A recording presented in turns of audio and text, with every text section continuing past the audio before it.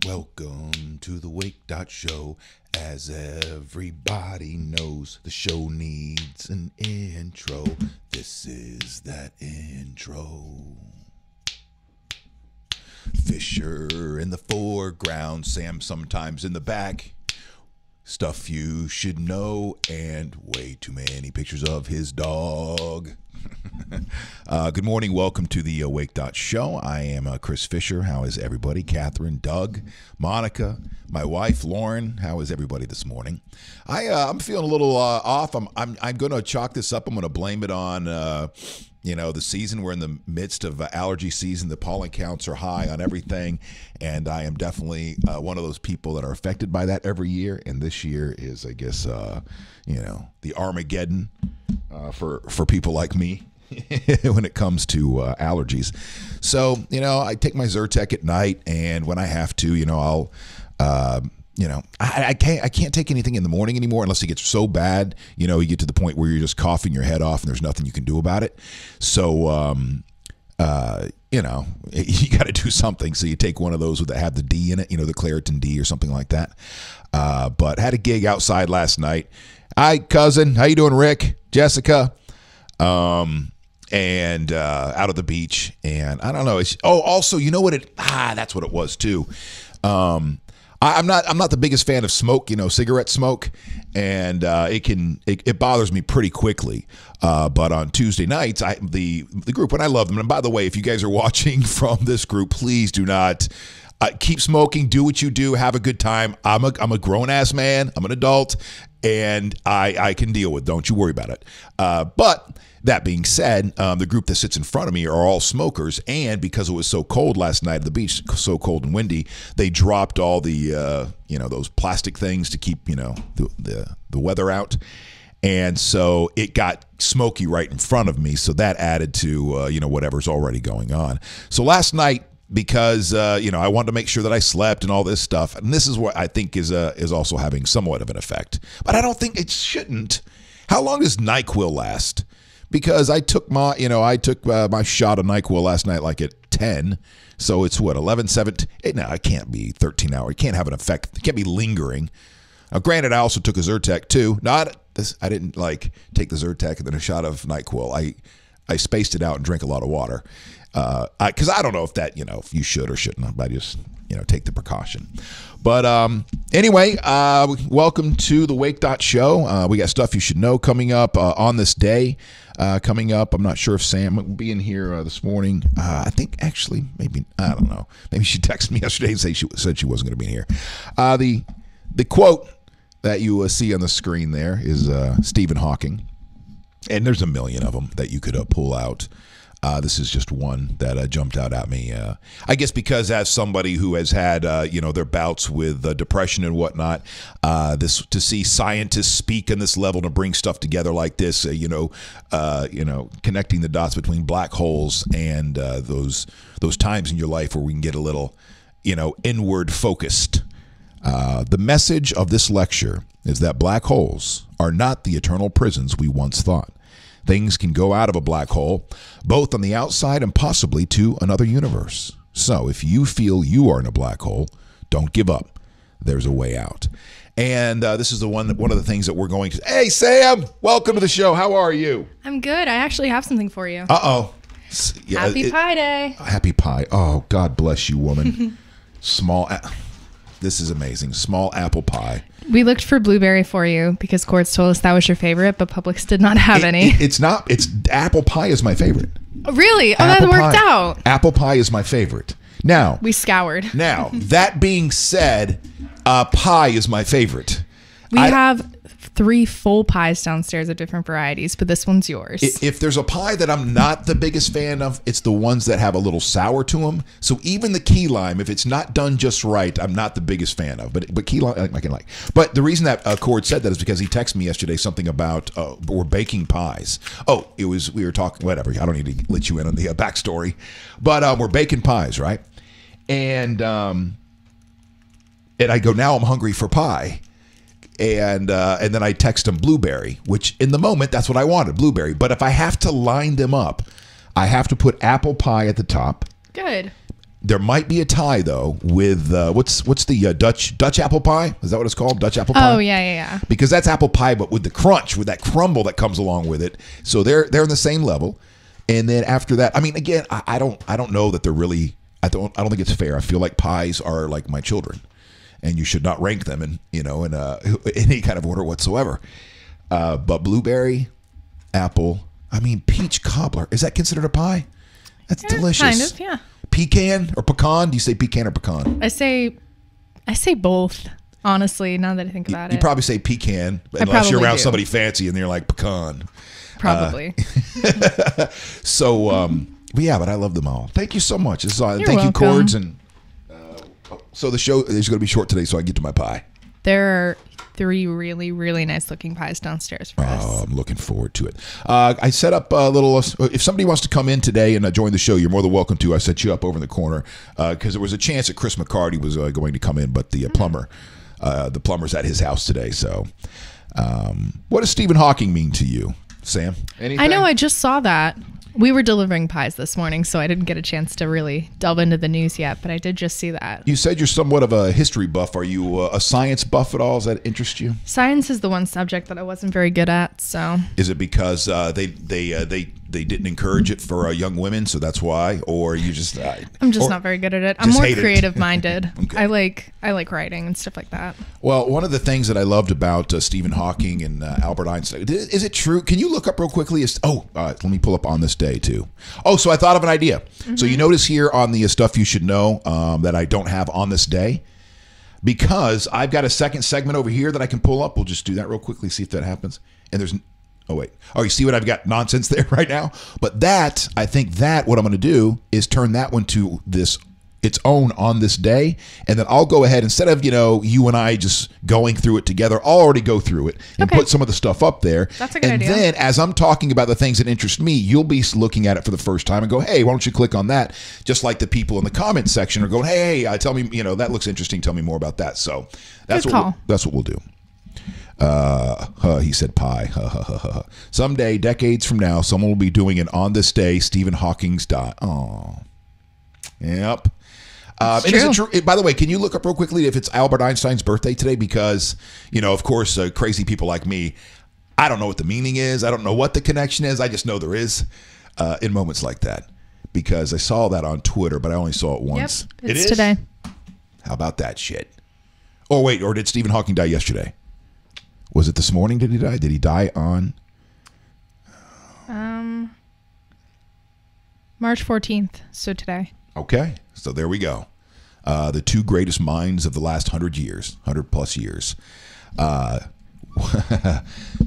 Do you go, there's something to that? Even if you can't explain it or you don't know exactly what it is, do you go, that fish, that's just a coincidence. Quit being one of those people. It's a GD coincidence. Don't be one of those people. Or do you go, yeah, I think that I don't know what it says. He was born on, I think you pronounce it Galileo. So he's born on Galileo's birthday and dies on Einstein's birthday. How awesome. I think it's the day that Galileo died is the day that he was born. And then Stephen Hawking passed away on the day that Albert Einstein's birthday was. Okay. If I just got that correct. That is cool. And it's also Pi Day. Talk about some science. 3.14. Yeah, 3.14. It's Bake more Pi Day. Oh, look at that. And so we'll get to what today is, what pi is. We'll talk about stuff you should know. Also, okay, so now I'd like to show, not that it's going to matter to you, but I would say if there's a spectrum of like organized people on the planet, I'd be way down at the bottom of that spectrum. Oh, no. Another teacher fired a gun in a California classroom by accident. Yep. That is on. It's up there in Stuff You Should Know today. Great. But you would think that I would have. So a couple of inside, the Wake.Show things. How you doing, Max, Heath, Sean, Malaya? Are you guys still in Vietnam? Keith, Michael, Elliot, there are hundreds of famous scientists, and they all have a birth and death date, and there are only 365 days. There's bound to be overlap. So I guess you're in the category of fish. It's a coincidence. Quit being one of those stupid people. And that's fine, but it's still cool. Screw you, Elliot. Don't take my universe take my universal view away from me. All right, so a couple things. First of all, I have a notebook now in front of me. So the little show notes that because here back in the day, Sam, when I had a producer. Oh, by the way, geez, there's my fifth ADD moment in the last 45 seconds. What's that? All right, Cords and I were talking yesterday, and he wanted, I only have a short amount of time with you. Mm-hmm. So I'm trying to think of ways to maximize my Sam time. It's about 15 minutes. So I know you're on social media doing stuff. We're going to go over on this day, but I also want to start thinking of ways to maximize my Sam time. No, because you know what? This is a great part of the show. You have great contribution. We have fun. It seems like anyway, I'm having fun. Yeah. And I want to make sure that, I maximize my time with you. So there's one thing. Another is I got this notebook, and I'm very excited about that. And then Sam, now I can't show this part. I should have set up the other cameras to show you. Now I can't show you this part. Yes. But the way that we've got this system set up. All right, so I'll show you it this way, and then we'll get to stuff. Well, let me tell you what stuff you should know. We're doing stuff you should know, and then I'll turn that off, and we'll get to this part of it. Happy Pi Day. Talk about Stephen Hawking, Brief History of Time, which is a book that he wrote. And you get really a brief history of Stephen Hawking. Student walkout today. Dog dies in overhead bin. This is a disgusting story. No. This is United. We'll come back to it. Teacher discharges weapon. You already heard that. Healthiest Bay Area county. Which county here in the Tampa Bay area do you think is the healthiest? You want to take a stab at it real quickly? The county. Pinellas? Nope. And then the happiest place on earth, which country? It's not Pasco.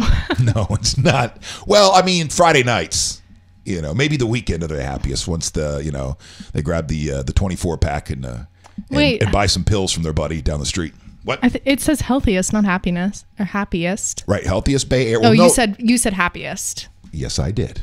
Okay. Because the story after that is about the happiest place on earth. All right. The happiest place on earth. All right, so that'll be stuff you should know today. So on that note, I'm not sure when I'm going to implement it. I'm going to be out. Let's see here. But here's what I'm thinking that Wake.Show's got to be. Okay. And this has a lot to do with the feedback coming, from people. The feedback is I think I need to get in here really early in the morning, and have up by 7 o'clock, 7:30, 8 o'clock, something like that. Stuff you should know, really stuff you should know. Here are the headlines of the day. Here's what everybody's going to be talking about in the country. Here's what we'll be talking about here in the Bay Area. It's not Hernando. And I'm assuming ADD. Oh, look, a squirrel. Because again, this is the comments of people, there's this need when you first get up in the morning to kind of get, the juices flowing and get the information of the day as you're heading out the door. I don't know that the Wake.Show this format is the best way to do it because it's video. You're doing a lot of different things. You're going to get in your car. So the podcast version. So I'm thinking just audio, sometime, like I said, 7, 8 o'clock in the morning, and then put together the Wake.Show that airs from 11:11 to 12:12 every single day, with guests. And then Mike, one of the other guys here at Bake More Pies, had come up with it's a bit idea. And I think he called it something like the Fisheye News. I think it was Fisheye News, which is basically the news through my lens, right? And which I really, really like. So I think that is probably better suited for what I want to get accomplished with the Wake.Show when we are on from 11:11 to 12:12. And that way, it's because the stuff you should know, you can't control that. The stuff you should know can just be depressing story after depressing, but it's stuff you should know. So I'd like to get that out in the podcast. So when you wake up in the morning, you fire up the podcast and you'll have the audio version. It's 3 minutes of here's stuff you should know for the day, and I'll make sure that I put on my morning my calming voice so that it doesn't get you riled. It gets your day started just right. And sounds like NPR. Well, all right. I'll try not to be too. Well, I was about to be rude. Sorry. All right, so stuff you should know. Here's what I'm thinking on that one. Release that sometime in the morning, and then not only that, but once we get that get that process down, I know there's a way to hook it up so when you wake up, you can just go for those of you that have Alexa and those kind of devices, Alexa play stuff you should know or whatever we name it, whatever that is, however that works. All right, so that's one thing. Now, here's some inside stuff that I wanted to share with Sam, or say out loud, and put on my new notepad, which is not my not a new notepad at all. It is. Look at that! Look at that! That's. Go Bulls. It is from my wife when she was in college. Did she go to USF? Oh yeah, she graduated from USF yes. and then went over to the hell's the name of that school? Stetson. Okay. And became a lawyer. Became fancy. Go Bulls. Yep. So, and speaking of ADD moment number 57. Sorry, I know I only have 15 minutes with you, Sam. But here's another little notepad that I brought in today to add to the decor in the back and to possibly make notes in. But I brought it in mainly for the magic because it's a Harry Potter notebook, as you can see. Harry Potter notebook, right? Yes. Right? And so I opened it up. This is one of those things that I was clearing out the other day. And, so this was, she's saying this notebook is from 2008. So it's 10 years old, that notebook. All right. So cool. This one is even older. This goes back to 2001. So I open it up. I wasn't even sure if I'd written anything in it. I remembered this thing, and I open it up. The first thing I see is the phone number to the Eagles golf course. Okay. But then from there, starting with this page right here, you can see that page after page after page of liners and bit ideas. And this all comes from, and now this is mainly for those of you that have been following me going way back to 97X, okay? The 97X days. This goes back to February 19th, 2001. February 19th, 2001. Can you do me a favor and look up real quickly the date of Dale Earnhardt's death? Because we started that morning show the day after Dale Earnhardt's death. And in here, I'm reading, February 18th, 2001. February 18th. Mm-hmm. So this is the first day that we're on the air. Then at 97X? At 97X. That's awesome. Is the date that's on this corner. And so I guess these were the liners. At first, I wrote Fisher and Farmer. It wasn't because it ended up. It was Fisher and Napoleon. That was his radio name. But I guess we were contemplating using his last name, which is Farmer. But we were thinking at an alternative rock station. Fisher and Farmer sounds like a country show, It does. Which is what we probably should have done. Probably just should have went and did country, but Fisher and Farmer. Head injury, Harry, notes in here, and then all right. So I want to read a couple of these things to you, okay? Just real quickly. So this was stuff that I guess was written pre. We'd have the Morning X on the radio, but Lars Ulrich has filed an injunction against them. Remember, this is back during those early Napster days. This was topical in 2001. But they're still interviewing producers at Mons Venus. I don't know if any of this stuff, I don't remember what made it on. All right, I'm not going to read anymore because it's all stupid. Or it's not stupid. It was just interesting for me to go back through and look at some of the bit ideas. There was something in here like the beginnings of 10-second take or some. I don't know. Some of the bits that occupation and copulation. I forgot that we even did that bit. There are notes in here about doing that, which was not an original thing. It's something that other people in radio have done. Don't blow through formatics. Also, for those of you that remember those early days, you remember a girl intern, a boy intern? The second boy intern ended up being Seth, and he, stayed that forever. But the other girl interns, and this was kind of something, Sam, one of the things that I did. Here was the thought behind it. You're going to have interns, right? You want to have interns to help you out, plus you can abuse them on the street.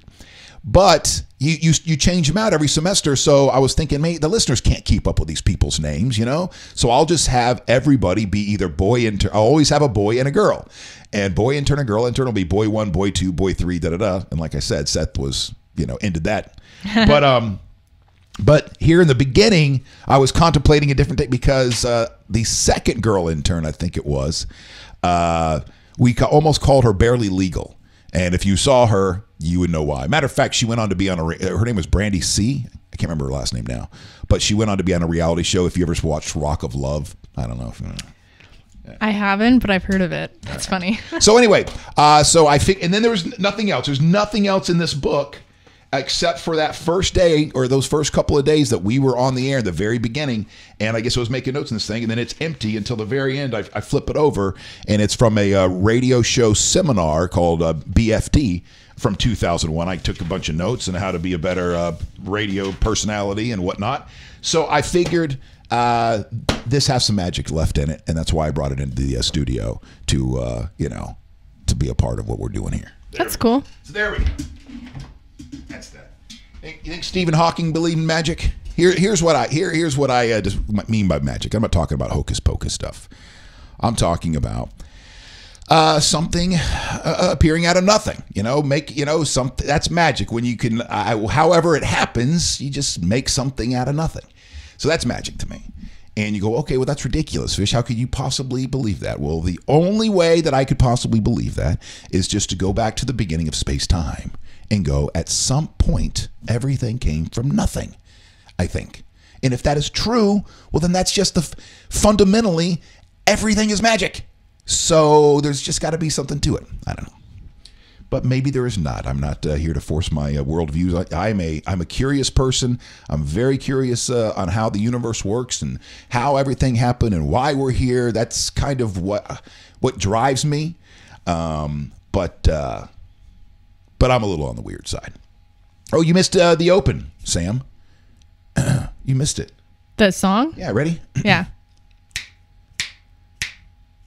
Welcome to the Wake.Show. As everybody knows, a show needs an intro. This is that intro. Fisher in the foreground, Sam in the back. Stuff you should know, and way too many pictures of his dogs. There you go. Never enough pictures of the dogs. I didn't expect that second verse there. That threw me off. Yeah, I was getting a little sassy coming over the bridge today. Is it narcissistic to sing your own song, your own theme song on the way into work in the morning? Of course not. Thank you for patronizing me. Where are the dogs? They didn't make it in today. They're taking the day out. Tomorrow they will be coming in, but there we go. They'll be coming in tomorrow. But then after the show, I got to take them. I got to drop them off at the grandparents. So, all right. So let me, since I didn't bring them in, let me go ahead and, well, first of all, at 11:11, I was looking at my phone today, and Chris McCarty just happened to be on. So yeah, at that moment. Sorry. It's magic. It is. Exactly. That's magic. Oh, wow. That's magic. Wow. Look at her. Yeah. So before I wanted to let them out one more time before, I came in. She is gorgeous. Isn't she something? Thank you for saying that. Her hair's getting long. yes. But she will not be going back to the barber anytime soon. She's gonna have to wear that look for 2 or 3 months until it gets too hot and too disgusting. Then we'll cut it again. But so I let them out one more time, and I could tell they wanted to sit in the sun. You could see there she wants to sit in the sun for a little bit. So I sat there and let them have their moment. Oh, Joseph, there you go. Oh, you missed that one. There you go. Oh, wow, look. I am. So cute. I am looking. I am. I'm telling everybody else. It's time to look. All right. Do you ever give them puppuccinos from Starbucks? Because you should. Give them what? Puppuccinos. Does it have caffeine in it? No, it's just whipped cream in a cup. Oh, really? You can ask for it. And sometimes they have dog treats behind the counter as well. But Haley downstairs will give her little dogs some puppuccinos. Oh, that's awesome. That's awesome. It's always a great time. Yeah, now that I know. Is it $15? Like is it $8 like their coffee? Surprisingly not. I love Starbucks. All right, and there's just that back. All right, and then I found that quote this morning. I saw that, yeah. Yeah. This was okay. Man, well let me just say I know that Go to My PC has been around for a long time. This is not a commercial. This is not paid advertisement. But matter of fact, in those notes that I just pulled out from that Harry Potter book, from that convention that I went to, was notes in there about make sure you go to, get this service, Go to My PC, so you can work from home.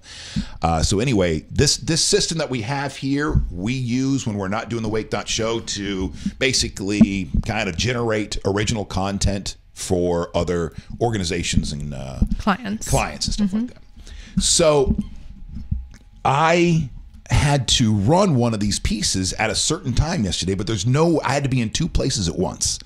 I had to be here to run this piece, and I had to be on St. Pete Beach to set up for my trivia gig last night. And I'm going, what the hell? So Cord sets up this Go to My PC thing, right?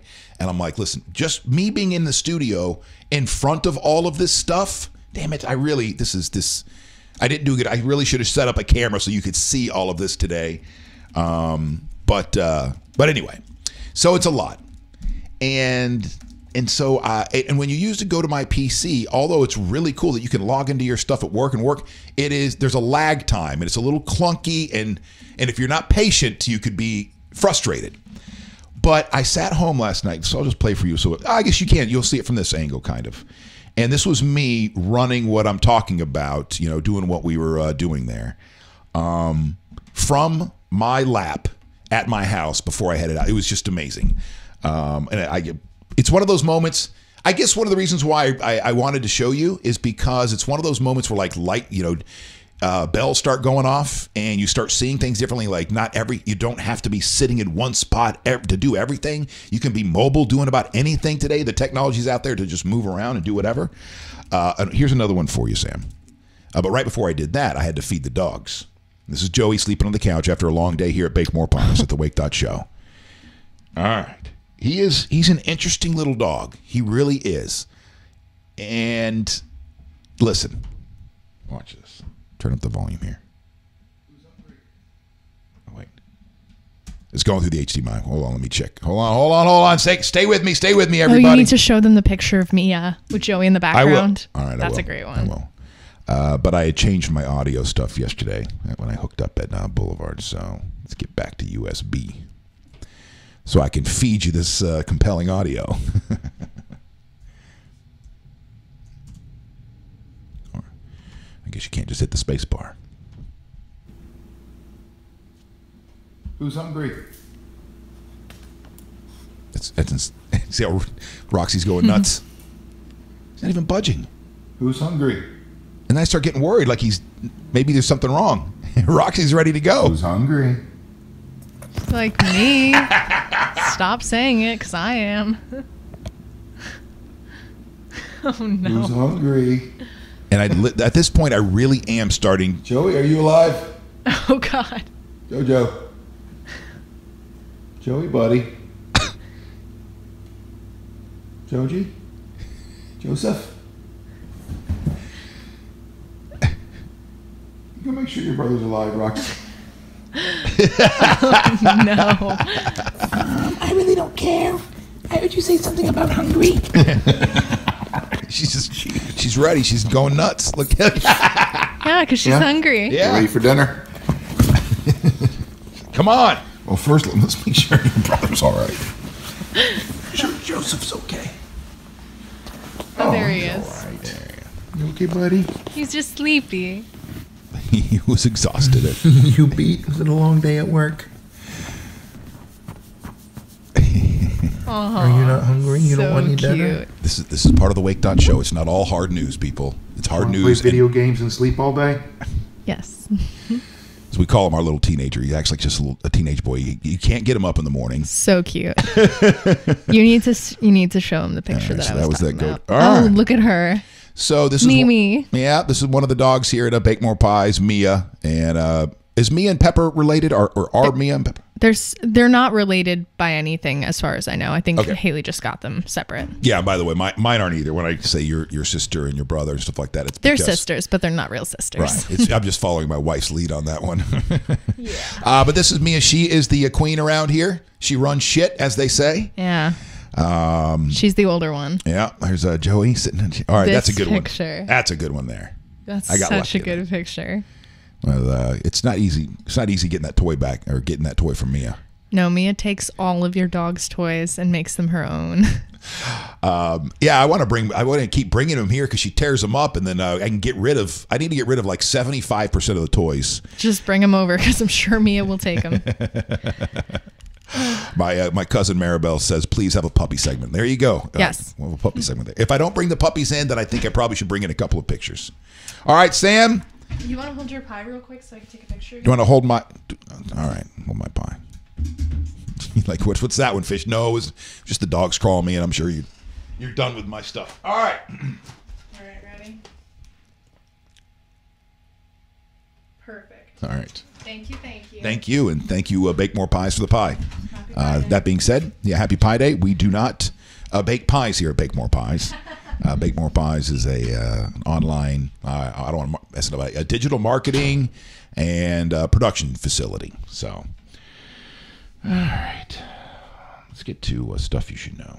Oh, I didn't even get a chance to go through On This Day with Sam. That was my own fault. I let my ADD get the best of me, and now I have nobody to go through On This Day with, so I'm going to have to do it with you guys. Hope you don't mind. Hi, Denise. Do you ever hear from Boy Sean? From Sean. What is Napoleon's real name? All right, Napoleon's real name is Nate Farmer. You can track him down, Nate Farmer. Yeah, so we could have been Fisher and Farmer all those years that he and I did radio together. Do I ever talk to Boy? Yes. Seth Kushner is the executive producer now of the Drew Garabo show at 102.5 The Bone. 102.5 The Bone. Real Radio, 104.1. Sorry, I've got a deep voice today. I don't know why, and I'm showing it off.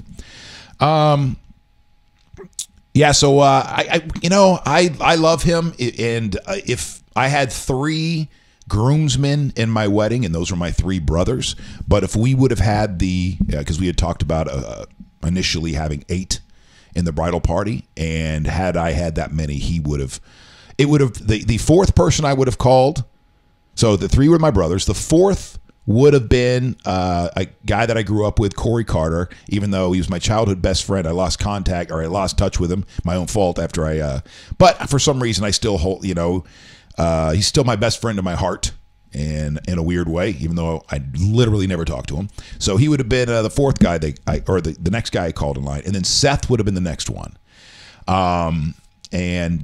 So he is somebody that I love dearly, I care about dearly. And I don't talk to him enough, but when we do, it's always awesome.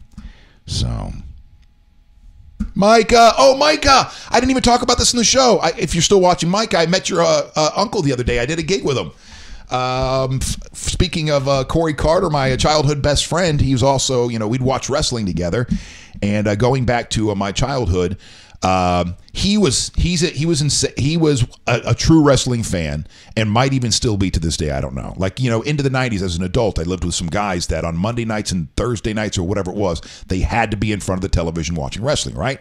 Well, for me, it was entertainment growing up. There were moments growing up, but it was always fake to me, So it just didn't. And I know it's not fake. Please don't take that the wrong way. I mean stuff like the cheating and the storylines and stuff like, those kinds of things. So anyway, I'm doing a gig this past weekend. Did I tell you guys about this already? And it's with Kendall Windham. Barry and Kendall Windham. Well, this is Micah Rotunda's uncles. And so when I first meet him, he's a big man. And by the way, going back to my childhood, if you were to ask me before this past weekend, like your first memory, some wrestlers that you followed or whatever, that would have been it. It would have been Barry and Kendall Windham. I don't remember what it was or why or whatever, but that would have been the first names that came out of my mouth. So anyway, Kendall Windham lives here in the Bay Area, and one of the businesses that he owns is a venue that's booked every weekend with weddings. Well, he officiated it. How cool is that? And now I don't know if that's something they promote out there. Like if you go to their website, you can have Kendall Windham officiate, or he just officiates if you want. But anyway, so Kendall Windham was officiating this wedding. I'm DJing the wedding. And so I had to work with him to get my equipment in and out, and electricity and all that kind of stuff. But he was so cool, and I didn't bring up, hey, I know who you are until the very, very end. I couldn't help myself. And then that's Micah. That's when I brought up your name. Instead of going, hey, I used to watch you when I was a little kid, I said, Micah Rotunda, that's your niece, right? And he goes, yeah. And I go, yeah, I know her through Jesse Cage and through radio. And he's like, oh, yeah. And and the other thing that I thought was really cool is because I was having some issues with my shoulder, and I believe it's rotator cuff stuff going back, to my 20s. And it was really, grinding and hurting on a Saturday night when I was loading stuff out. And I said something about it, and he goes, oh, yeah, there's some exercises. You can rehab that. I was like, what? I thought you have to get surgery for rotation. He goes, no, you can rehab. Now, granted, he's not a doctor, and I would clear this with somebody else, but he's like, no, here's a couple exercises. One of them was with a broomstick you hold between your 2 hands, but out wide like this, and I guess you keep going like that. And another one, he said you get a very light weight, 5 pounds, and do this exercise, which hurts of, just doing that. So, but anyway, I would clear that by a doctor. But I just thought that was pretty cool that I got some rehab, some advice from Kendall Windham going way back. Mike, how you doing, Mike?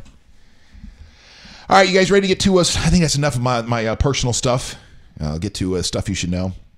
Maybe I don't want to skip on this day, even if we just skim through it real quickly. And then we'll come back to stuff you should know. Where did my on this day go? I could have swore I had it up.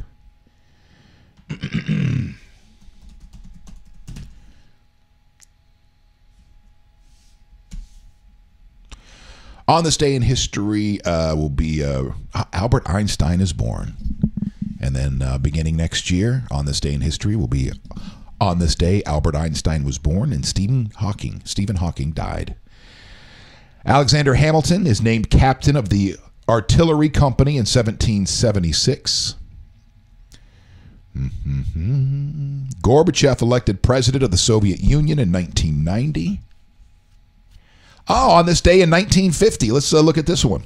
On this day in 1950, the FBI debuts its top 10 list. It's 10 most wanted. On this day in 1950, the FBI institutes the 10 most wanted fugitives list in an effort to publicize particularly dangerous fugitives. The creation of the program arose out of a wire service news story in 1949 about the toughest guys on the FBI that the FBI wanted to capture. The story drew so much public attention that the 10 most wanted list was given by the okay by J. Edgar Hoover himself the following year. I wonder, that would be a cool trivia question. Who, when they first put out that list, who was number one? Who is America's most wanted criminal when they put out that list in 1950? Let's see. All right, here we go. So this is kind of cool too. This is how it works. As of 2011, 465 of the criminals included on the list have been apprehended or located. 153 as a result of tips from the public. Now, the CID, the Criminal Investigation Division of the FBI, asks all 56 field offices to submit candidates for inclusion on the list. The CID, in association with the Office of Public and Congressional Affairs, then proposes finalists for approval, by the FBI. Oh, wow. So this is a huge process. This isn't grab a pizza and some beer on a Friday late afternoon and let's put together our list for the weekend. It is a process. The criteria for selection is simple. The criminal must have a lengthy record and current pending charges that make him or her particularly dangerous. And the FBI must believe that the publicity attendant to placement on the list will assist in the apprehension of the fugitive. Generally, the only way to get off the list is to die or be captured. There have only been a handful of cases where a fugitive has been removed from the list because they no longer were a particularly dangerous menace to society. Only 8 women have ever appeared on the list.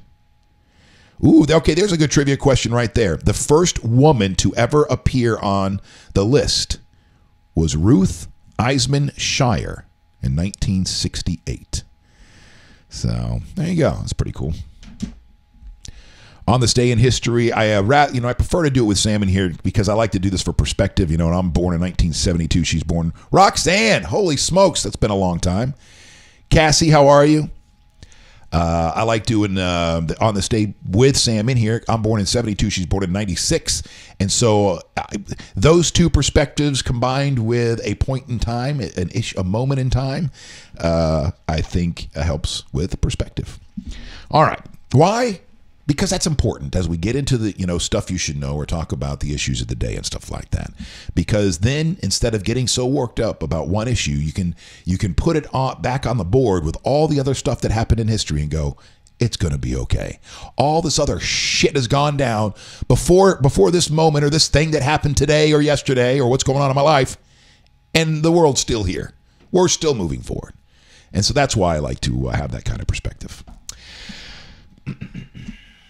Jack Ruby sentenced to death on this day in 1964.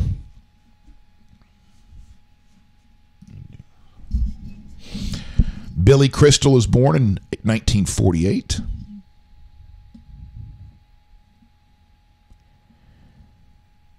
President Clinton expresses desire to return to the golf course on this day in 1997. Okay, well, on this day in 2018, I'd like to express my desire to return to the golf course, too. I don't golf enough. All right, I'll click on it because there's got to be something more to it than that. Son of a... Oh, he had surgery to... Oh, who cares?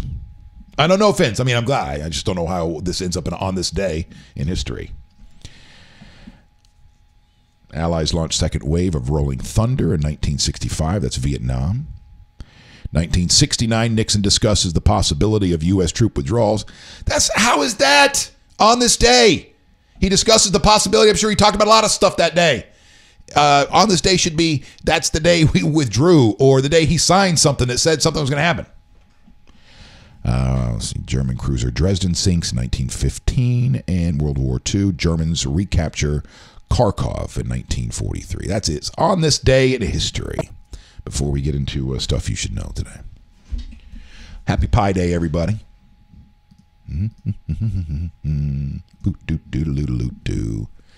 All right. Let's get to stuff you should know. My lonely studio today. My lonely studio. Just me and you here at Bake More Pie. Today is the 30th anniversary of Pi Day. Here's what you should know about the irrational number. First of all, how far can you go? 3.1415. That's all I got. 3.1415. I forget. It's been a long time. March 14, 3.14 is Pi Day. It's Pi, not Pi. And on Wednesday, Google marks the... Well, so if you got to Google, this is what you'll see today.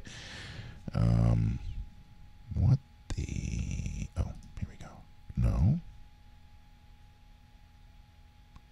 What happened to stuff you should know? Hold, please.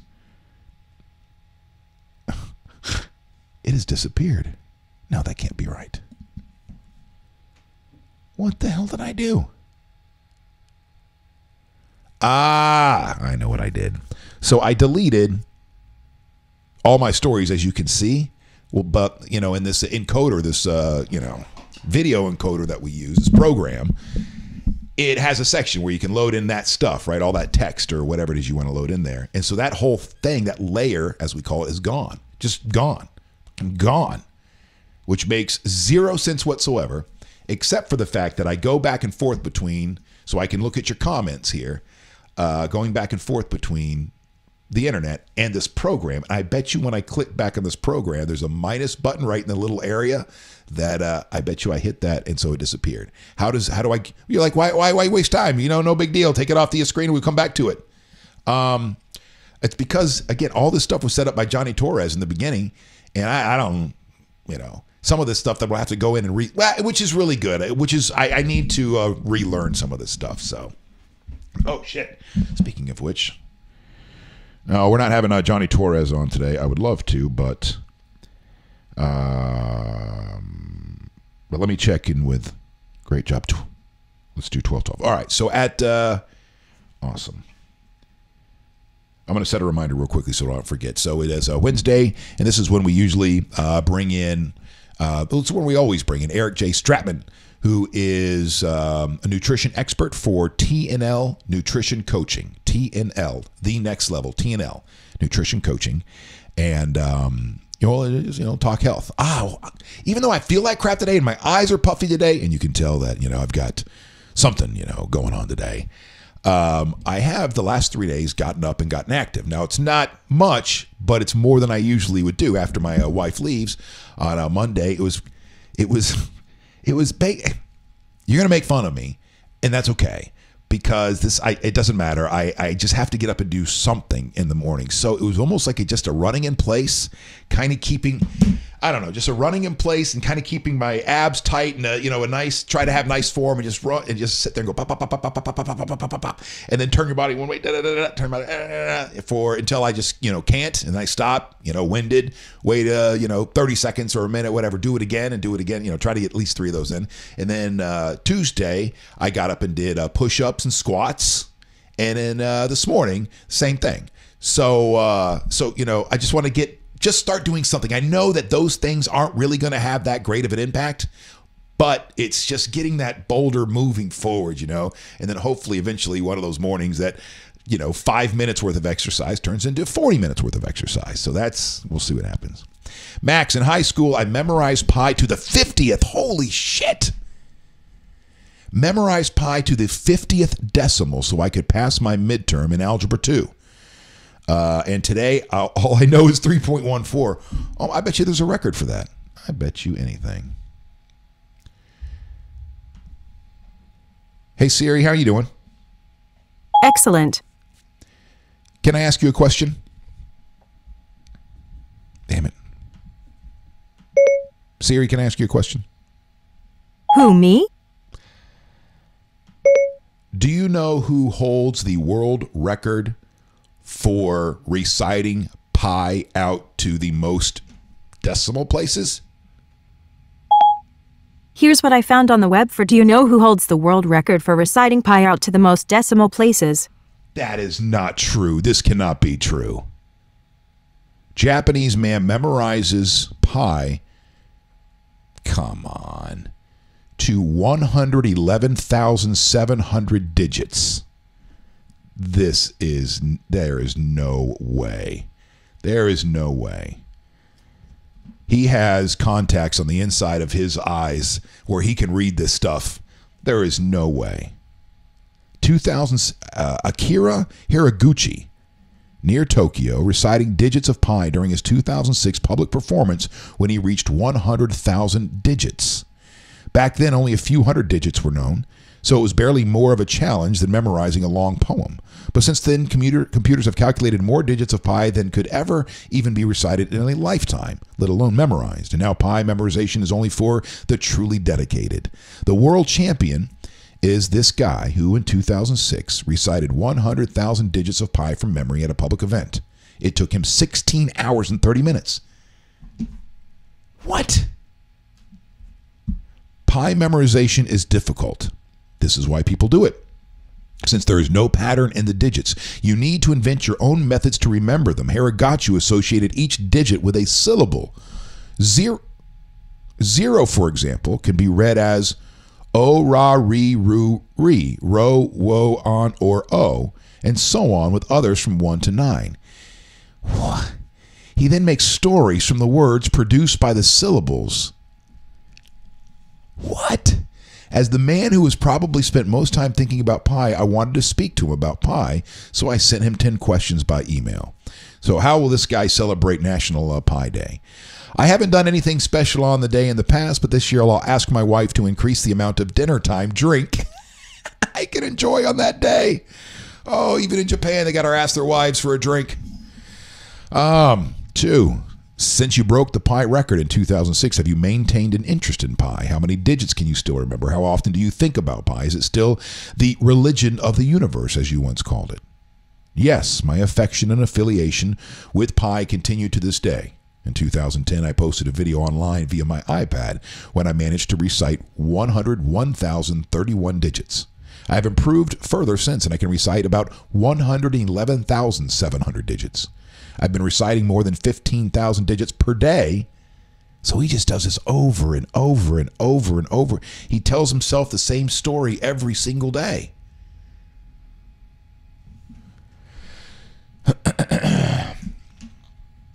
It takes up to an hour every day. So he spends an hour. This is something else. It's like I don't know. Is it like a basketball player spending an hour every single day shooting the same free throws over and over and over and over again? He spends an hour just reciting this to himself.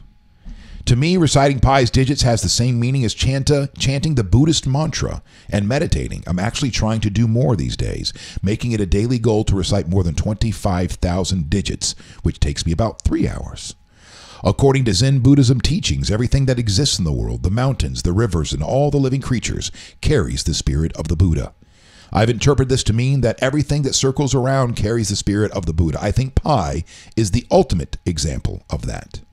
Huh. Fascinating. You guys want to hear some more? You move on to something else. Because that's interesting to me. That is interesting to me. But hey, Lisa, how you doing, Chris?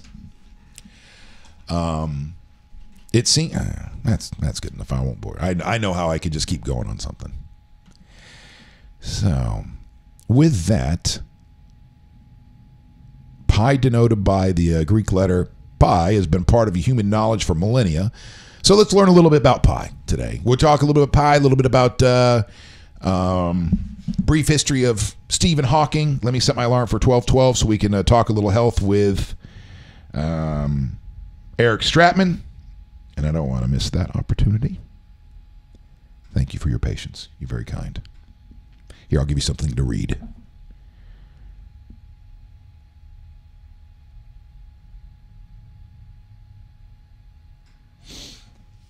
Because I know I'll get talking to next thing you know, it's 20 minutes past and I've missed my window, and I don't want that to happen. So here we go. Been around for millennia, but it wasn't until 1988 that the physicist Larry Shaw organized what is now recognized as the first Pi Day celebration at the San Francisco Exploratorium Science Museum. Shaw chose March 14, 3.14. The first three digits of pi is Pi Day. Shaw died last year, but pi is still celebrated by lovers and mathematicians around the world. As we again celebrate in 2018, here's some Pi Day facts you should know. Pi represents the ratio of a circle's circumference to its diameter. Its relation. The circle's circumference to its diameter. It is an important part of the foundation of mathematics, most importantly geometry, where pi is a key to equations calculating the area of a circle. All right. And the volume of a cylinder. The history of pi. This pi, right? Oh no, that's the golden. Never mind. I'll say pi is the spiral, but I think that is that's the golden something, the golden spiral. No, I don't remember. We'll come back to that. The various ancient civilizations calculated approximations of pi, including the Egyptians, Babylonians, and there's even a reference to the dimensions of a circle in the Bible. But the first calculation of pi, as 3.14, is attributed to Greek mathematician Archimedes, who lived in the 3rd century BC. 300 BC. It was also independently determined by Chinese mathematician Zhu Zhongzi, 429 to 501, who computed pi to 6 decimal places. That's something. Mathematicians adopted the symbol for the expression in the 18th century. Wealth mathematicians, teachers. William Jones is often credited with the first use of the symbol in 1706. How many numbers are in pi? Pi is a mathematical constant, meaning it isn't changed by the size of the numbers it's used to equate. And it is irrational, meaning it has an infinite number of digits. I love it. Has an infinite number of digits. Because that's the way I see things ultimately.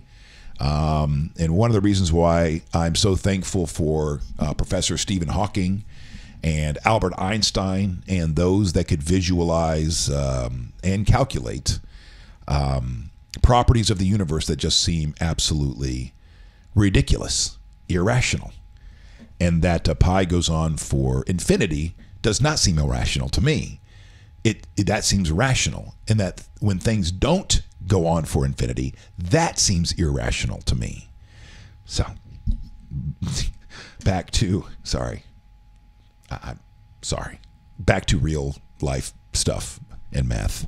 Pi is a mathematical constant, meaning it is not changed by the size of the numbers it's used to equate, and it is irrational, meaning it has an infinite number of digits that never repeat. The rise of computing technology has led to an arms race of sorts to calculate ever more digits of pi. The current record was set last year by Christian physicist Peter Trube. Calculated pi to, oh my rod, 22.4 trillion digits. Trillion! Outpacing the previous record in 2013, 9 million digits. But adding new digits is little more than a pastime for mathematics fanatics. NASA's Jet Propulsion Lab only uses 15 digits to calculate interplanetary travel. Well, so that tells you something right there, that you need 15 digits. They can confidently calculate everything they need to calculate, going planet to planet, heading out to 15 digits. They don't need trillions of digits in order to get it right, to be accurate. And mathematician James Grime argues that just 39 digits of pi is enough to calculate the circumference of the known universe. How is Pi Day celebrated? Whatever. I'm not as interested in that as I am about those magical numbers like that. What was the other one I was talking about? I was talking about the golden rule. Good trivia question are stemming out of the how many hours does the record holder for Pi memorization spend per week? Yeah. Yeah, it's a good one too. What was it? The golden... I'm sorry, it's going to get stuck in my head. I have to figure it out because the golden ratio... Oh, and that is the Fibonacci. That's the Fibonacci of sequence. The golden ratio. And that is 1.61803398875. So now you know 1.61. In mathematics, two quantities are in the golden ratio if their ratio is the same as the ratio of their sum to the larger of the two quantities. Sorry, I went down this path. I'm so sorry that I went down this path. How about, I don't want the calculations. Give me the history. And what? The golden ratio. Yeah, because that's the spiral. And that's I guess what you see that in art and nature and stuff like that everywhere. We don't need to go into it. Let's come back to Stephen Hawking. Stephen Hawking have an impact on you at all? Is it somebody that interested you in your life? Somebody who was just kind of on the periphery, would dip in and every now and again in pop culture references, and didn't mean that much. Well, he is inspirational on a couple of fronts. One, just the way that he thinks or thought, and changed everything. He changed our understanding of black holes. He added to or helped explain more what Einstein saw. So that's an inspiration right there to me, because when you read A Brief History of Time, or any of those kinds of physics books, or especially when it gets into theoretical physics and quantum physics, and not to understand the calculations, just what these things ultimately could mean for reality, for our existence, for the universe. All right. Time to call Eric. But it does nothing. It can only expand your universal view, because the possibilities of this universe are pretty fantastic. Or again, the possibility, theoretically. Not only that, but he wasn't supposed to live after he was diagnosed with, and I always forget what his disease will put him in that wheelchair. But when he was diagnosed, back in the 60s, they gave him 2 years to live. 2 years.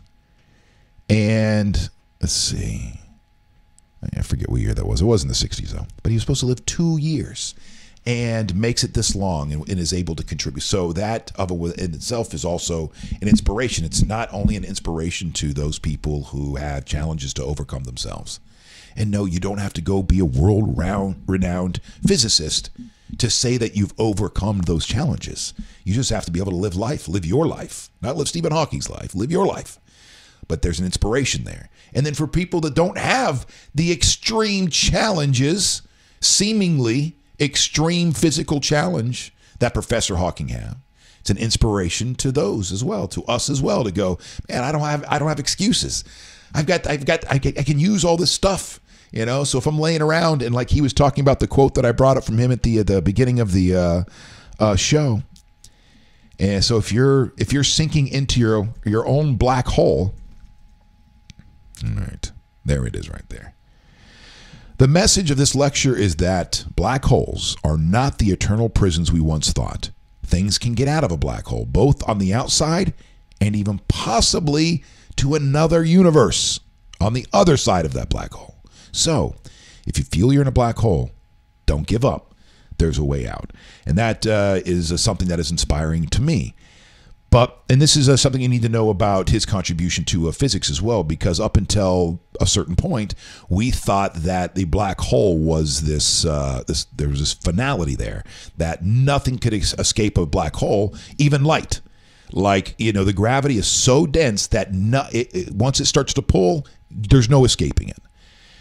But he was looking over the math or visualize it. I'm not sure how he did what he did. I know that Albert Einstein would have thought experiments. A lot of the stuff that he came up with, he'd go like this, run it through his what is that, the parietal lobe, and which, come to find out after his death, and they analyzed his brain, was much bigger than most people, so he could visualize concepts in his head the rest of us couldn't.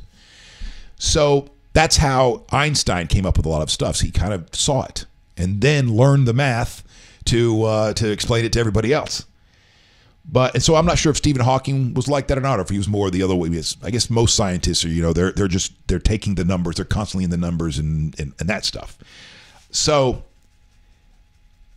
Stephen Hawking came along and said, "Wait a second, I don't think that's right. I think stuff does escape." And so he went in and proved it and showed it, and then that opened up a whole another Pandora's box of what that could mean for the universe. And so one of those things is that, well, first of all, just because you're getting sucked into a black hole doesn't mean it's over, because there's some photons are going to shoot out. There's some exhaust. There's exhaust. It farts. That's what it is. Black holes consume belch. We'll call it belch. I won't be so crass. Black holes consume all this stuff, but every night, some stuff comes back out. And not only that, but when you do the math, it also could where not only could you escape the gravity of the black hole, but even if you got sucked in, you might get spit out the other side. So the other side gets spit out somewhere else, and in the universe. So it does allow for a lot of cool possibilities. So let's learn a little bit about Stephen Hawking. Well, All right, let's do this. Let me run down the stuff that has stuff you should know. We'll come back to wrap things up with him as well. All right, so we have a student walkout underway with remembrance of Parkland victims. And keep in mind, have some compassion and empathy for those of you that are more of the NRA frame of mind, because we're having too many stories, including people who are running for office who now have put them in the crosshairs. Pun intended. Pun intended. But I do not mean it literally. And really have gone after them like you would argue, gun control normally in the past. But have some empathy. Even if you think they have the exact wrong view of everything, calm the F down and go, I get it. I understand. Now, re-explain your argument again, why it is that guns are important in America, to America's history, and this and this and the Second Amendment, and be intelligent about it. Don't be a dick and don't get too emotional, because then you're losing the argument. You're losing the argument in your own soul when you lose control like that. And just lash out and call her a little bald-headed, skinhead lesbian. That's not winning any argument. That is you being a jerk in that moment. All right? 17 kids are dead in that school, and that's not just one incident. And this is another thing that's been bothering me about this too, or not bothering me. Not that particular fact, even though that is very bothersome.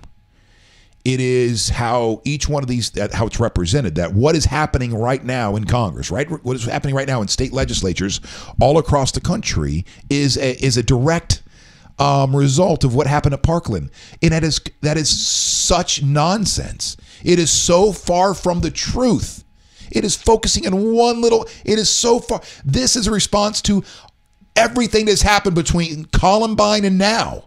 All the mass shootings that have happened between Columbine and now. And if you want to even go back farther than that, because before school shootings became the trend of the day, du jour,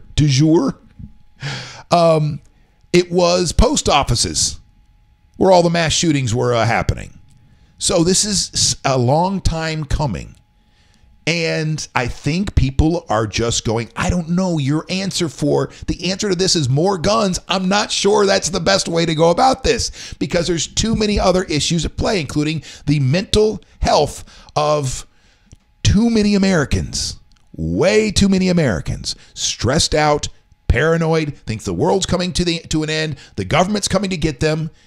But now that I've reached that point of this conversation, I'd like to calm down myself and bring it back and go, just like I did yesterday. I also understand why people can get that kind of paranoid. History, precedence has already been set. The government gets too big and gets too much control. they will eventually come after. And I'm not talking about taking it. They are going to impose their will on everything. And that's the exact opposite of what America is supposed to be. All right? America's supposed to get some basic government in there, get the foundation, and let humans be humans. Go play this. You don't have to worry about a king. You don't have to worry about one person going, I know everything. This is how we're going to act in this society. No, you got to run that by a lot of people, get a lot of votes, and get a lot of stuff. You have to make a lot of stuff happen in order to make that kind of change in your world, in our country. Okay? So when it sounds like, when I go down this path and it sounds like I'm just another person in the media that's using this opportunity to go after guns in the second, that's not the case at all. You do know that I do not own guns. I don't know that I ever will, and I'm not a big fan of them. All right, but I also realize that I live in America. I also respect the Constitution and the Second Amendment. I also understand how it is that some people can see the world in such a way where they want to keep the government as small as they possibly can and keep themselves armed. All right. Now, do we live in a time where those paranoid I almost want to take that word back because it feels like I'm being disparaging in that moment, like I'm calling you a name in that moment, and I don't want it to come off like that, because I don't mean it that way. I just mean there's a fear that's driving, and I know what you're gonna argue. That's not a fear. It's I have a right to blah blah blah blah blah. Okay, all right, yeah, that too, but it's based in. They're going to come and get me. Somebody's coming to get me one day.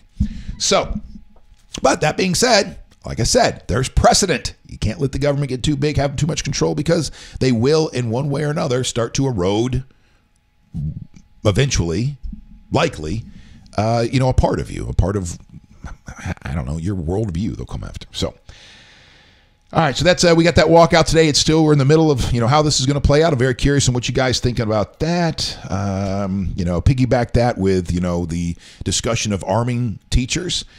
You can't just make that a blanket thing and have everybody. That's ridiculous. Obviously, they've got to pass certain psychological.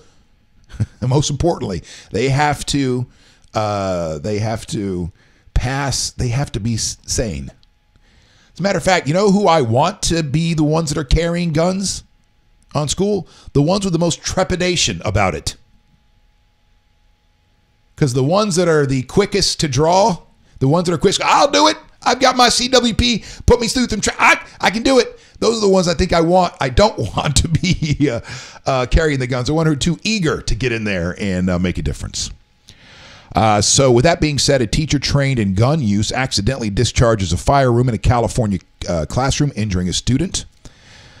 So this teacher is also a reserve police officer trained in firearm use, accidentally discharged a gun Tuesday at Seaside High School in Monterey County, California, during a class devoted to public safety. A male student was reported to have sustained non-life-threatening injuries. The weapon, which was not described, was pointed at the ceiling, and debris fell from the ceiling.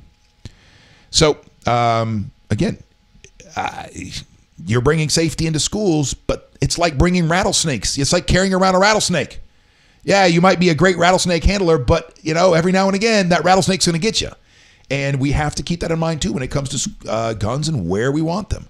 And I just don't know that for the argument has lasted for decades, a century or two here in America about, everybody being armed and you solve all these problems with guns. And with that is you start to go, well, the most dangerous places are gun-free zones. The most dangerous places are gun-free zones, like schools, or government buildings aren't necessarily gun-free because they all have security, but even this is a safety class, and a gun goes off, a student gets hurt. Just last year in Florida, there was a class on gun safety, and a officer accidentally shoots a woman in the chest and kills her. All right? So guns are on the table too. The topic of guns are on the table too. And gun control, and the best way to To just regulate them is all. That's all this is. But for so long, one organization, the NRA, has not. They use that story over and over again about the camel nose in the tent, and it's basically the slippery slope. You give them an inch, they'll take a mile, which again comes back to what? Paranoia. So this is why the NRA is now in the Parkland students' crosshairs, because a lot of people, even people who are gun advocates and defenders of the Second Amendment, feel like the NRA as an organization does not necessarily, their philosophy does not necessarily align with theirs, even though they do have some common ground, obviously, the Second Amendment and being a big fans of guns. So, all right, enough of that for now. Enough of that nonsense for now. Yeah, it's a tragic, horrible story. Dog dies on United flight after this. This is one of those things that will infuriate you. A dog died on United Airlines flight Monday after being placed in an overhead bin.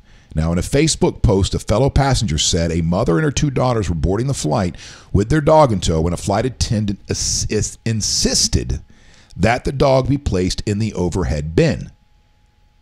Quote, they assured the safety of the family's pet so wearily, the mother agreed, unquote. This is the passenger that wrote this. The dog remained in the bin for 3 hours. Oh, I could not. That's bullshit. No way. It's not happening. I would have had to leave the flight. Or if they somehow talked me into it after I sat down. Hold, please. Hold, please.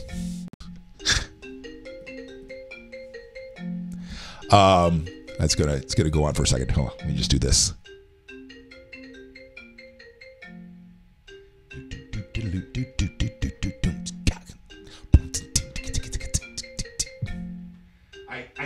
I turned it off, but I can't right now. It's complicated. All right, so the dog remained in the bin for 3 hours and was not given any water. United told ABC News it assumes full responsibility for the dog's health. The spokesperson could not immediately say if anyone has been disciplined in the incident. I would be losing my mind. I'm not saying I would have. I don't know. I would have lost my mind in that moment, and I would have focused all of my ire on the person who convinced me to put my dog in the overhead bin. I think in that moment. God damn it.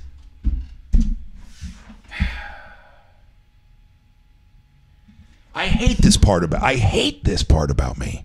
I set an alarm to call Eric at 12:12. It went off. I look down, I turn it off, and I keep going. This is one of the things that drives me insane about me. This is in this moment, even though you see somewhat of a smile and whatever, in this moment, I want to turn that ire onto myself, because I feel like I can't even do the basic things in life. I cannot cross a T or dot an I, the most fundamental things in life. Like this, I even set an alarm. It went off right in front of you to call a guest that I'm about to be on the show. Well, the reason I'm getting so angry too is because it's unfair to the guest. He's going out of his way to come on my show to help me provide content. Now, great, yes, but there's a two-way thing here. But still, this is where I start to spiral, because in my head, then every moment with a parent, a teacher, a friend, a supervisor, or somebody else that I've lit down along the way. This is where you're just this, you just do that, blah, blah, blah. It's all, and I start to beat myself up in a very unhealthy way. And the reason that I'm talking about it out loud too is because I told you once I started this show that mental health is something that is in the news every single day. And people are like, we got to talk about it. We got to talk about it. How about talking about your own shit? Okay, well, that's the only thing, because I'm no expert in anything. All I can do is share experiences and then maybe bring in experts along the way to help, shine some light, not for me necessarily, but so that as we are having discussions about what's going on in our world, we can have a lot more information to dig through. So this is the information that I've chosen to throw out there, and I apologize because it's really my shit. Nobody wants to sit and listen to somebody else's shit. You have your own stuff. Everybody has their own crap. Start sharing a little bit more. How about that? Maybe that's what we all need to do. So for every 5 Facebook posts that make it look like you and your family are perfect, have one where you show a little vulnerability. I can't even say the word vulnerability. A little, I don't know. Maybe it goes a long way, because we do know that there's a lot of depression that is associated with watching other people's newsfeed. It seems like everybody else out there has a perfect life except for you. Everybody else has got it figured out except for you. Everybody else is happy and having the coolest life in the world ever except for you. So, I don't know. Just throwing it out there. So I don't even. Let me just do this real quick then.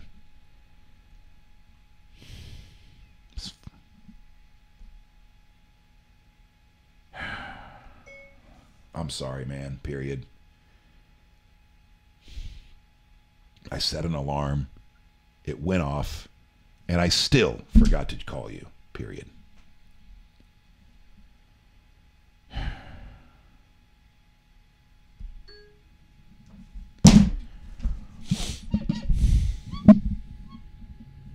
So, back to stuff. Let's just wrap this up. Back to stuff you should know. The stuff that I promoted earlier. Sarasota is the healthiest county in the Tampa Bay area. New ranking released on Wednesday. Morning show, or Wednesday morning show, how healthy people in our counties are. The rankings are for all counties in the state of Florida based on access to doctors. I don't know. So there you go. You can look that up yourself. From the healthiest county here in the Bay Area, which is Sarasota, to the happiest place on Earth. Finland tops the 2018 Global Happiness Index. Fans of skiing, sauna, and Santa Claus won't be surprised to hear Finland is the happiest place to live. The World Happiness Report, published Wednesday, ranked 156 countries by happiness levels, based on I can't even. I'm not in. Sorry, I'm not in any. I'm done. I'm done.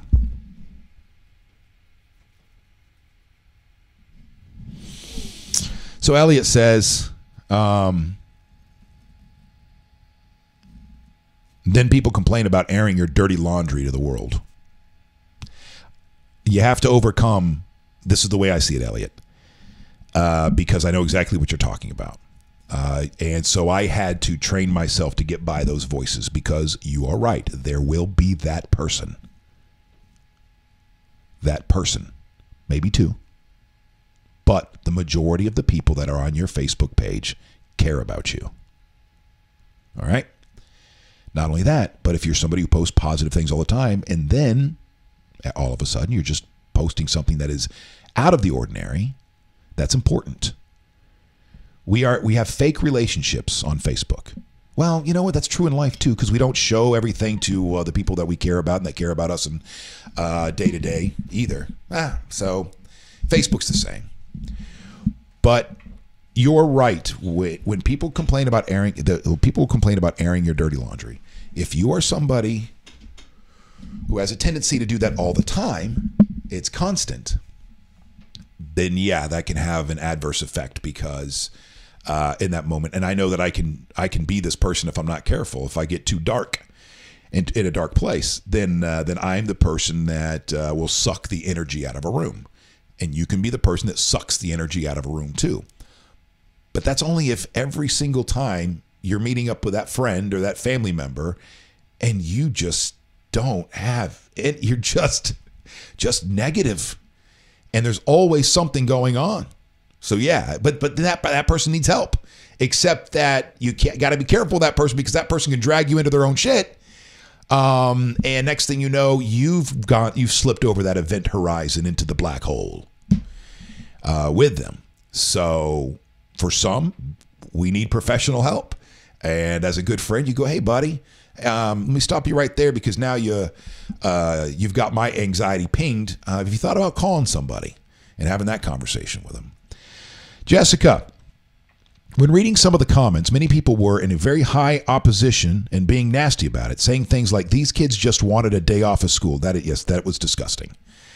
She's going back to the Parkland shooters and the way, or the Parkland tragedy and the way that some people reacted to the kids when they came out passionately, in the days following. They said they weren't even students. You had politicians that were fired, assistants that were fired because of the stupidity and the passionate anger. These kids just wanted a day off school. My response was, it's cold as shit in Florida. Do you really think these kids teachers would prefer standing for hours in the cold in NYC? What? I was watching a live feed at NYC. I would leave the flight immediately. Oh yeah, if they told you to about the dog thing, Sharon. So that is it. That is it for us, the stuff that was on my list today. For stuff you should know. Thank you so much for being here again today. And I'm going to try to remember to connect with Eric Stratman tomorrow. I'm going to try not to forget. I'm looking at, I'm looking at this wall. So basically, you see this shiplap back here. That's kind of what I have right in front of me right here. And I'm thinking, well, maybe if I put a whiteboard up, well, that won't help. I've done that before. I've had producers that have put pieces of paper right in front of me. It's in my hand. And I still will forget to do something that I was supposed to do. So what do you do then? Do you just accept that about yourself? And then what? Because then the resolution to that problem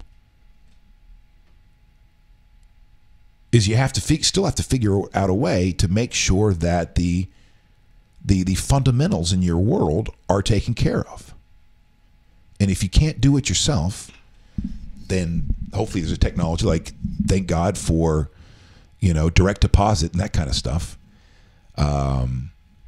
Otherwise, whatever. Or eventually I have to hire a producer, hire somebody that can make sure that the basics are what would seem to you, most normal people, like the simplest tasks in the world to execute.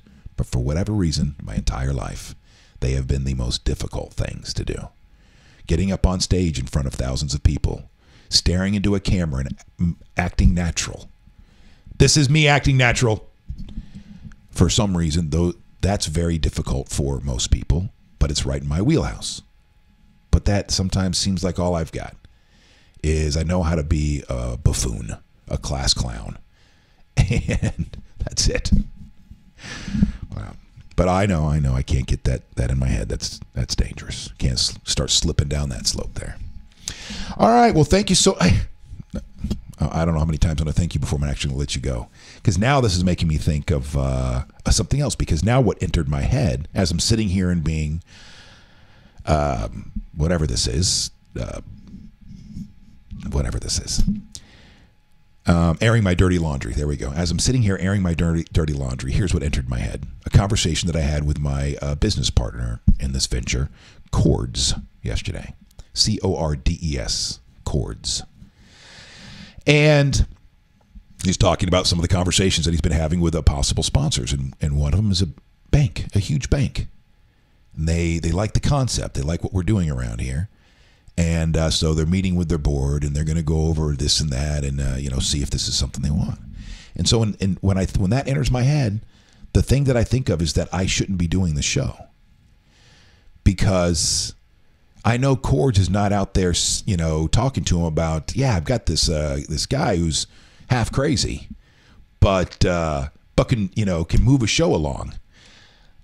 He's talking about the concept for the show as we envisioned it in the beginning.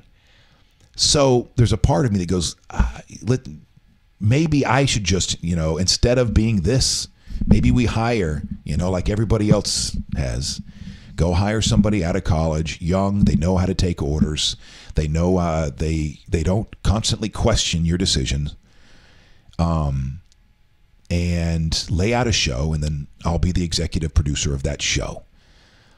and then allow me to go do some podcast that nobody's going to listen to where I can say fucking stuff. And why is it important to me to be able to say fuck? It's not.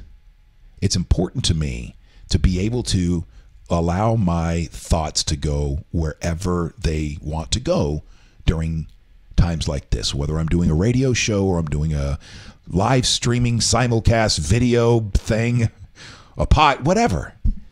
That is important to me. And I feel like you couldn't sell this show to, you can't sell me to a corporation anymore.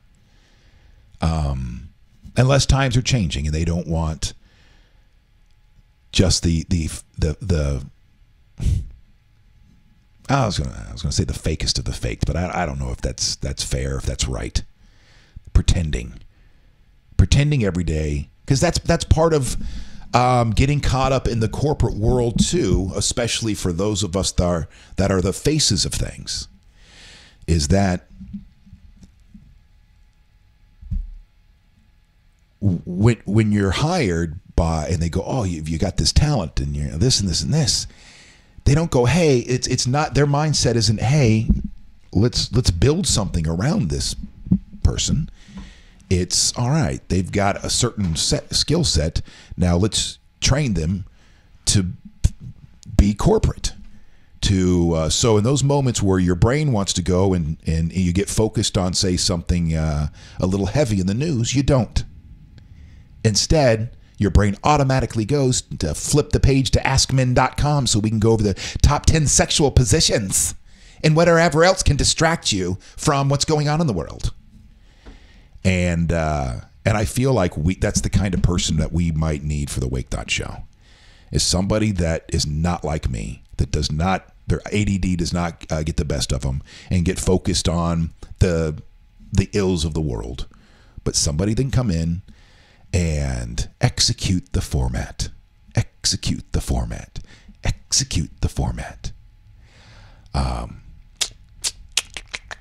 don't know.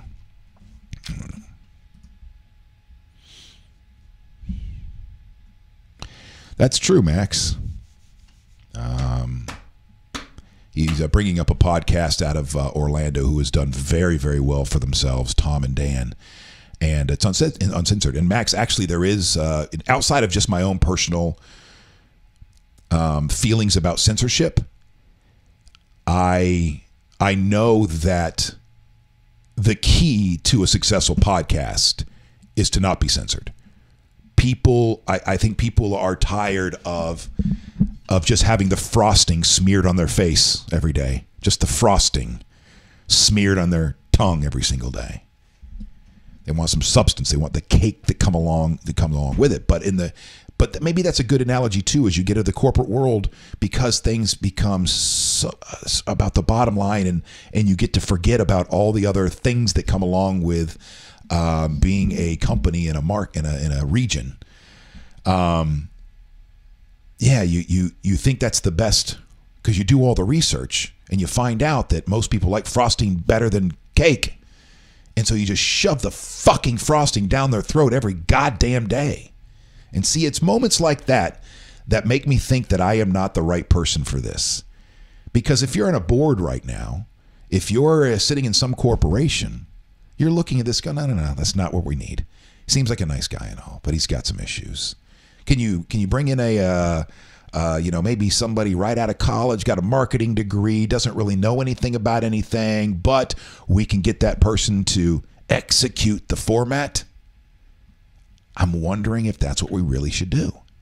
Because this does have a lot of potential to find its own niche in the same vein as your midday shows, on television that people watch at 10 a.m., 11 a.m., that kind of stuff, early afternoon. It could be that, as companies and organizations are trying to find different ways to get their message out, to reach their audience or to reach their potential customers. And radio is not giving them the same stuff that they used to. Television, the same thing. Newsprint. And so here we are. Everybody's out in the space going, we got to make this work. We got to make this work. Oh, look, they figured something out over there. Let's hitch our wagon to the Wake.Show. But there's a part of me that thinks that if we are going to go down that path and be that, then well, here's the thing. We'll do one of two things, or put together both shows. I don't know. We make the Wake.Show. We get somebody in here who's more professional and can execute the format, and we put together that thing so that when banks and corporations are looking, they have it, and they don't have to worry about the fallout of somebody saying fuck or goddamn. They don't have to. We can't be a part of that. Or if all of a sudden I want to start going off on Donald Trump, or if I want to start going off on Chuck Schumer, they don't go, oh, well, he's this kind of. No, I'm a little bit of everything, and I would like a place where I can be a little bit of everything. Not get focused on the center of the pie. Not get focused on the center of the meat, on just the frosting, and just keep fucking shoving that shit down their throat day in and day out. No, Fish, we'd like you to do a show where you feel comfortable. You feel comfortable being complicated. You feel comfortable being you, just doing you. And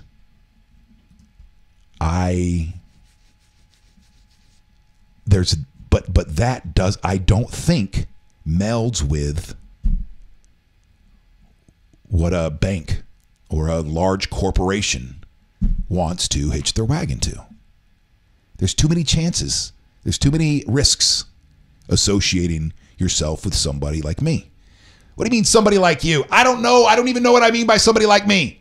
Somebody who's not good at doing what he's told. Don't you start throwing out disorders at me. Don't you dare. So, and then it is promising, because I look down and I see my good friend Max Cooper reminds me that Tom and Dan in Orlando are doing well and have been very, very successful, carving out their own niche. And it's also my approach to things. It's not like a philosophy out of a book. I mean, it is, but it rings true to my core. And we talked a little bit about this the other day. And when it comes to this show, your podcast, the way I see things, the way I believe things to work, is you get your content right. First, content. Then you build your community. Then commerce. But that's not the world we live in now. It is get proof of concept up, and then turn around, skip the community part, go to the possible money out there and go, this is what we have, this is what we're doing, it's exciting and new, jump on board. Which is awesome. Except that then the community becomes the board members of some corporation.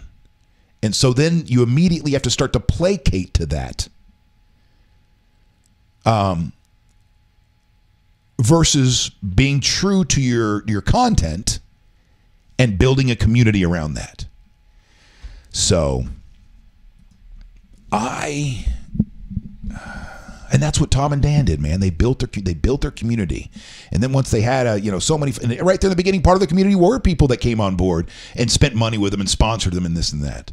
But I guess what it is, maybe what it is the people that Cords is speaking with. If he's speaking to a corporation, then I want to be a part of that conversation too, because we have to, for me to do this, I have to establish a relationship and feel good about it. I'm sorry that I wish I was a psychopath sometimes. I really do. I wish I could just get on the radio or get on a live stream or get on television and just tell you to go buy somebody's product. And to use the gifts of gab that I have, the gifts of connecting with people, to connect corporations I don't even know, people I don't even know, with the people who are emotionally or in some capacity attached, connected with me. Because that's very important and that's very sensitive. To me. So maybe that's just it. I don't mind if it's a bank that we or a a big corporation that wants to get involved, but we need to have a talk. I need to sit down with the board and go, listen, we're building a community here. What we're doing here at the Wake.Show is innovative, not only from the technology side of things, but the content side of things. And we are growing a community of people who want to know about the issues of the day, but they are sick and tired of flipping on their television, opening up their newspaper, turning on the radio, and just hearing people pound their fist on the desk, yelling their points of view at them, telling this is the way it has to be. The other side's wrong. They're the enemy. And this is a fight. This is a war for the soul of America. People want to know the issues of the day, bob and weave in and out of the heavier ones and the lighter ones. At the end of it, feel a certain catharsis coming out of the show. So at the end of a show, the show doesn't end and you're going, oh my, you just have a sense of dread and anxiety. But at the end, you're like, all right, feeling pretty good. That was a nice little ride. Some ups, some downs, some laughs, some what the Fs. And there we go. Now I'm on to my next thing in my day. I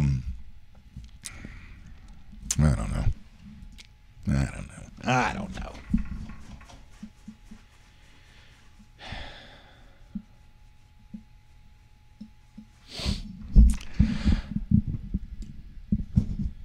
And sometimes it's not cathartic. Sometimes there's not a punch. Sometimes it doesn't end on a high note. Sometimes it just ends. I have to hit the button to make it end. I forgot about that part.